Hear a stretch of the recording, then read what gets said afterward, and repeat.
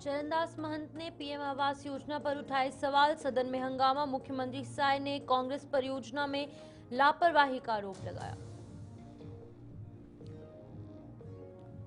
माताओं और बहनों को पुनः लाभ उपलब्ध करवाया गया। विपक्ष का हंगामा। सरकार ने न्याय सुनिश्चित किया।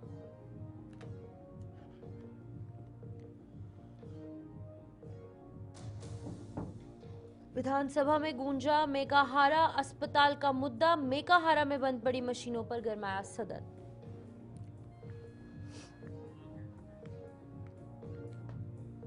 नमस्कार, खबर छत्तीसगढ़ देख रहे हैं आप और मैं हूं आपके साथ शिफन शर्मा। तो चलिए शुरुआत करेंगे बुलेटिन की। छत्तीसगढ़ विधानसभा के मॉनसून सत्र के तीसरे दिन नेता प्रतिपक्ष डॉक्टर चरणदास महंत ने प्रधानमंत्री आवास योजना की प्रगति पर सवाल उठाए हैं, जिससे कि सदन में हंगामा हुआ। मुख्यमंत्री विष्णुदेव साय ने जवाब देते हुए कहा कि कांग्रेस शासनकाल में 18 लाख गरीब परिवार योजना से वंचित रह गए। भारतीय जनता पार्टी सरकार ने शपथ के अगले दिन ही 18 लाख आवासों की स्वीकृति दी, जिनमें बड़ी संख्या में निर्माण कार्य शुरू हो चुका है। साथ ही बिजली बिल के मुद्दे पर सकारात्मक संवाद हुआ, जिस पर कि विपक्ष ने संतोष जताते हुए मुख्यमंत्री को धन्यवाद दिया। सदन में सौहार्दपूर्ण माहौल रहा। सुनिए और क्या कुछ कहा है उन्होंने। पिछली कांग्रेस की सरकार में ग्रामीण क्षेत्रों में एक भी प्रधानमंत्री आवास का निर्माण नहीं हुआ था और 18 लाख गरीब लोग प्रधानमंत्री आवास से वंचित हो गए थे। और 2023 के विधानसभा चुनाव में माननीय प्रधानमंत्री श्री नरेंद्र मोदी जी का भी छत्तीसगढ़ की जनता से वादा था कि भारतीय जनता पार्टी की सरकार बनेगी तो सरकार का सबसे पहला काम होगा गरीबों का प्रधानमंत्री आवास स्वीकृत करना। और 13 दिसंबर 2023 को सरकार शपथ ली और अगले ही दिन पहला कैबिनेट में 14 दिसंबर 2023 को 18 लाख प्रधानमंत्री आवास की स्वीकृति हम लोगों ने कैबिनेट में किया और जो राज्यांश होता है उसकी भी व्यवस्था की। और आज 1.5 वर्षों में सारे 18 लाख प्रधानमंत्री आवास स्वीकृत हो गए हैं। बहुतों का गृह प्रवेश भी हो गया है। माननीय प्रधानमंत्री जब बिलासपुर आए थे तो एक साथ 3 लाख मकान का गृह प्रवेश कराए थे। बाद में हमारे देश के पंचायत मंत्री आए थे श्री शिवराज सिंह चौहान, वो 51,000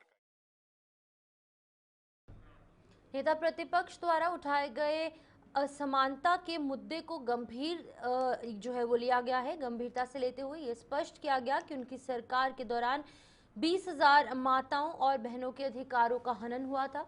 उस वक्त कमीशन खोरी के कारण उनका काम ठेकेदारों को सौंप दिया गया था, जिससे कि वो वंचित रह गए। वर्तमान सरकार मुख्यमंत्री विष्णुदेव साय और महिला और बाल विकास मंत्री लक्ष्मी राजवाड़े के नेतृत्व में इस अनुचित व्यवस्था को समाप्त कर दिया गया है और माता और बहनों को पुनः लाभ प्रदान किया गया है।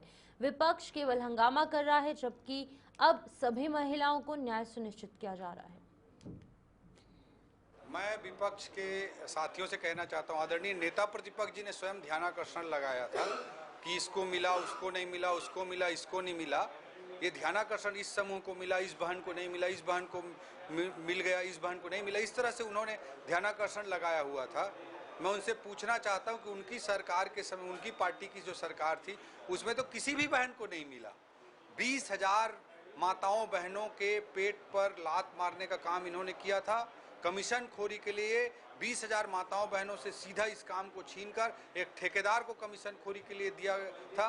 आज ये लोग हल्ला कर रहे हैं कि इस बहन को मिला, उस बहन को नहीं मिला। ठीक है, उसमें प्रक्रियाओं में कुछ भी 19-20 हो, उसे विभाग, महिला बाल विकास विभाग ठीक कर लेगा, लेकिन मूल विषय है कि इन्होंने कमीशन खोरी के लिए 20,000 माताओं बहनों के काम को छीनकर एक ठेकेदार को दिया था।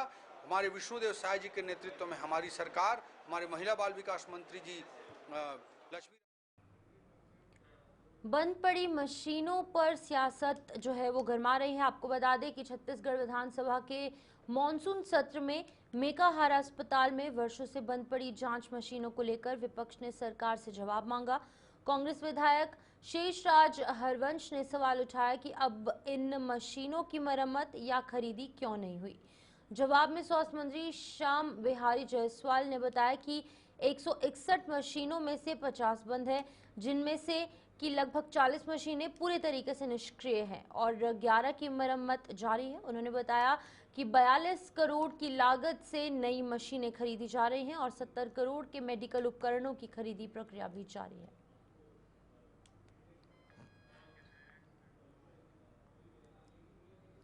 छत्तीसगढ़ में उद्धव ठाकरे की शिवसेना को बड़ा झटका लगा है, जहां पर इशू सी महिला बैंक से जुड़ी करीब 2500 महिलाओं ने पार्टी छोड़कर कांग्रेस का दामन थाम लिया।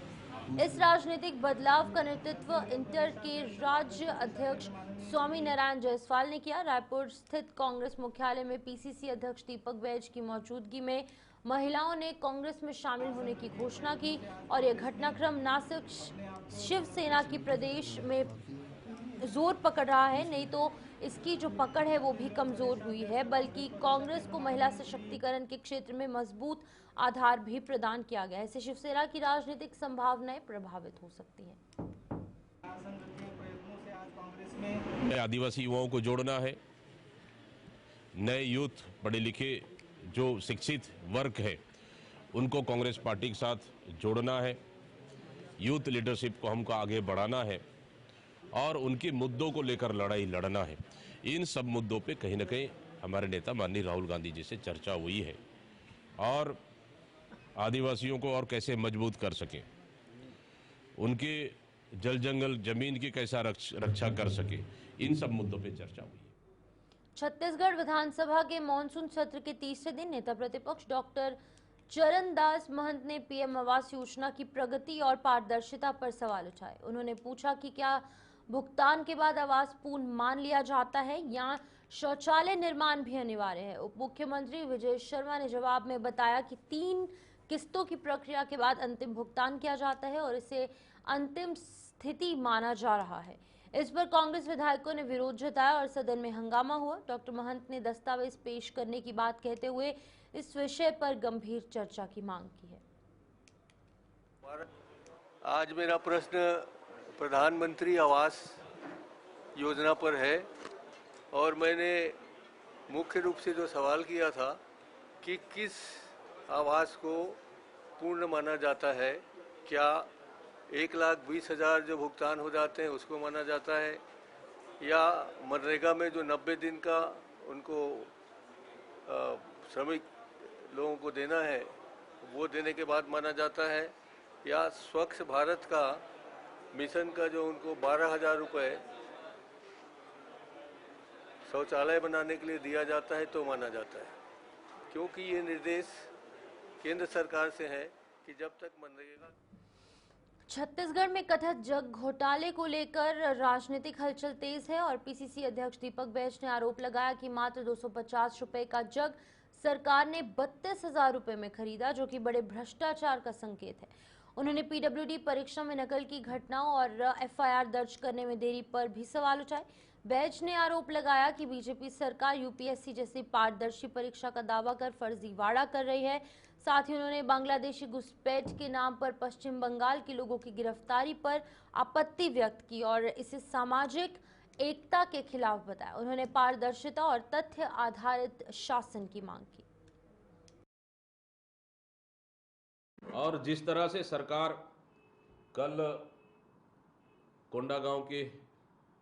कोंडागांव में पश्चिम बंगाल के मजदूरों को अरेस्ट कर लिया है और वापस भेजने का काम कर रही है, और सरकार ये दावा कर रही है कि वो मजदूर बांग्लादेशी हैं, जबकि हकीकत ये है कि वो मजदूर बांग्लादेशी नहीं बल्कि हमारे देश के अंदर पश्चिम बंगाल स्टेट के हैं और वहाँ की सांसद मोहिया छत्तीसगढ़ विधानसभा के मॉनसून सत्र के तीसरे दिन भारतीय जनता पार्टी विधायकों सुनील सोनी, राजेश मुणत और अजय चंद्राकर ने प्रदेश में बढ़ते साइबर क्राइम पर चिंता व्यक्त की। उन्होंने कहा कि विशेषज्ञों की कमी और जागरूकता के अभाव के कारण आम जनता ठगी का शिकार हो रही है। सुनील सोनी ने बताया कि राज्य में 16,000 से अधिक साइबर अपराध दर्ज हो चुके हैं। जवाब में डिप्टी सीएम विजय शर्मा ने कहा कि रायपुर में कॉम्पोजिट साइबर भवन स्थापित किया गया है और विशेषज्ञों की नियुक्ति प्रक्रिया तेजी से चल रही है। प्रशिक्षित साइबर विशेषज्ञ जल्द ही सेवा में हाजिर होंगे।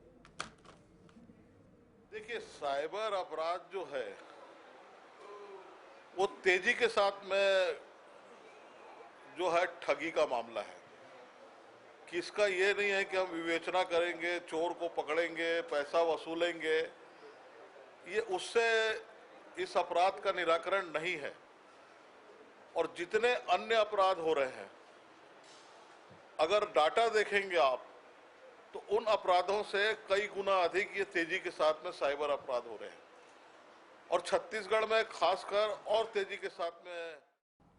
छत्तीसगढ़ विधानसभा के रजत जयंती वर्ष में बिजली दर वृद्धि पर विपक्ष ने स्थगन जो प्रस्ताव है वो रखा है, जिसे कि अस्वीकार कर दिया गया। फिर भी विपक्ष ने शालीनता बनाए रखी है। नेता प्रतिपक्ष डॉक्टर चरणदास महंत ने इस विषय को उठाते हुए गरीब और मध्य वर्ग पर पड़ने वाले प्रभाव पर चिंता व्यक्त की। मुख्यमंत्री विष्णुदेव साय ने स्पष्ट किया कि घरेलू बिजली दरों में केवल 10 से 20 पैसे और कृषि पंपों में 50 पैसे की वृद्धि हुई है, जिसका भार सरकार सब्सिडी से वहन कर लेगी। साथ ही ऊर्जा गहन जो उद्योग हैं उनके लिए दरें घटाई गई हैं ताकि वो प्रतिस्पर्धा बन रहे। अभी जो उत्तर दिया है माननीय मुख्यमंत्री जी ने, उस पर हमें विश्वास है। अभी हम मुख्यमंत्री जी का विश्वास करते हुए संतुष्टि जाहिर किया है, इसलिए हमने धन्यवाद दिया। आने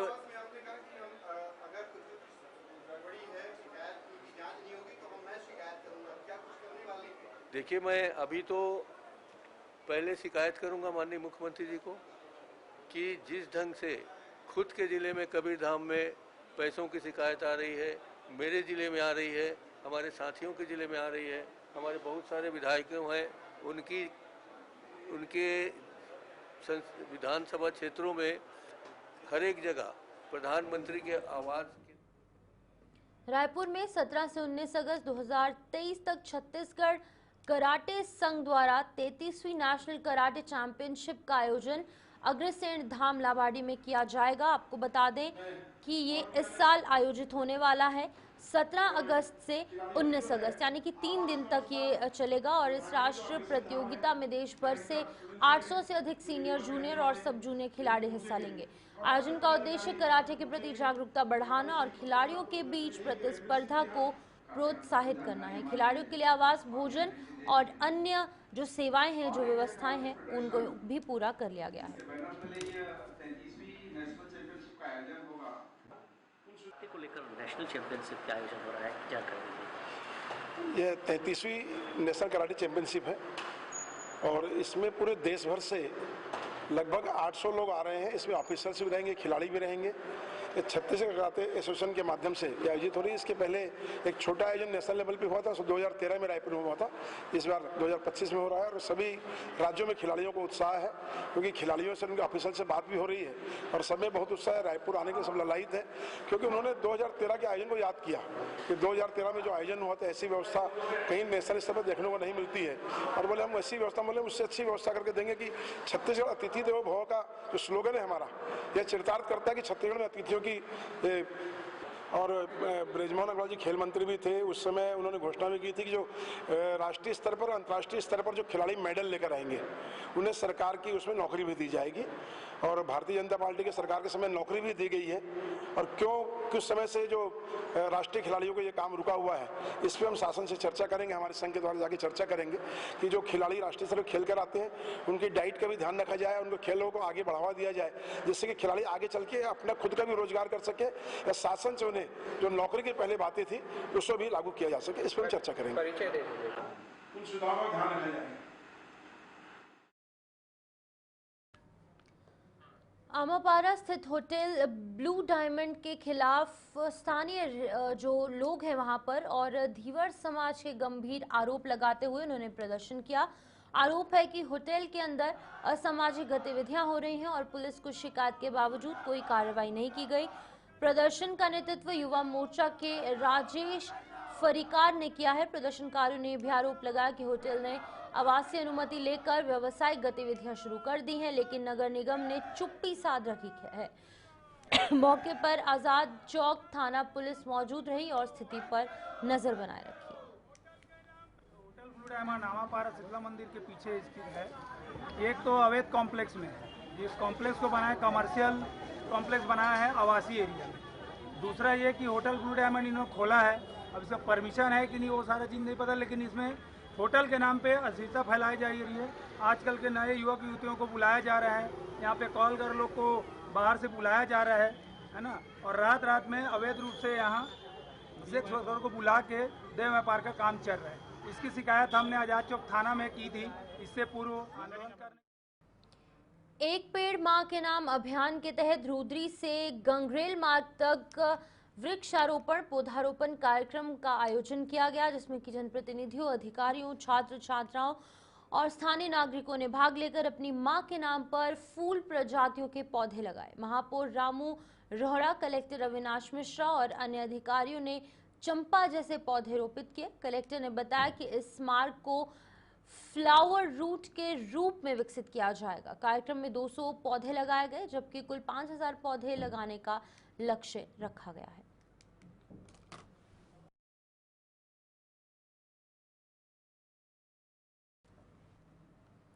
तो चलिए फिलहाल खबर छत्तीसगढ़ में इतना ही। दीजिए इजाजत, नमस्कार।